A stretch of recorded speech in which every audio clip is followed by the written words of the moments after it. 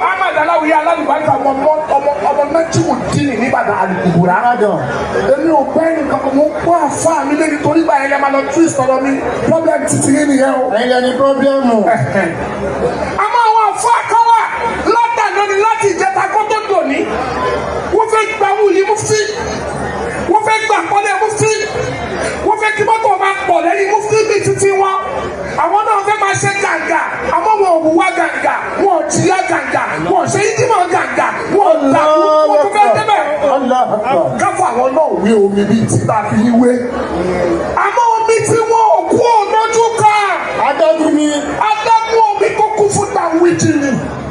Bí ọba burú wọn fi ṣẹ̀ṣọ́ olúwo ẹ̀bù lásà fífà.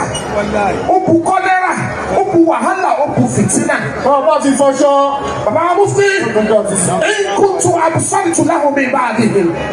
Bàbá ṣe bọ́tà fẹ́ rí yín ló dé bá a ṣe fẹ́ rí yín. Bàbá ṣe bọ́tà fẹ́ gbọ́tà sí rí yín nínú Ramadan. Bàbá ṣe bọ́tà fẹ́ gbọ́ wà sí yín ní kagbangba.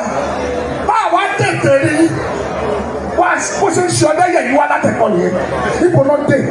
Níbo náà wà? Níbo náà dé sí? Níbo náà ti dé? Bàbá náà bá fẹ́ rí bẹ́ẹ̀ tí tètè yọjú mísìlá lápẹ̀júwe ní ti máa rí lára wa fún àgìdọ́ ìtù àlá wákàtí sáfàfà.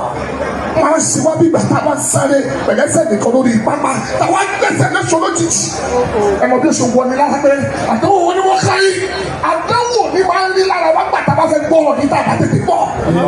Ó ti sùn náà. Allahu Akbar. Ó ti jìyà. Èyí táwa ń rí inú wa ló dé láti ọlẹ̀ ẹnu wa ló ti wá gbogbo tí wọ́n kí lọ́mọ yẹn wọ́n yà á lè bìtì ní. Àmín àti tèmi náà. Ó rántí sàmì fórí ara ẹ̀. Àmín àti tèmi náà. Ọlọ́wọ́ la pé mi mú nǹkan kan mọ̀. Ọlọ́wọ́ la pé mi ní ìjọba lẹ́yìn Ọlọ́run. Àmín. Àtúfà náà mọ̀ mọ̀ tí mo sọ. Sallallahu alaihi wasallam. Gbogbo tí mo wí fún tí mo fi ròyìn tí mo mọ̀ gbogbo ti nínú Olúwa jẹ́ ìkẹsàn-án rẹ̀ lára gbogbo àwọn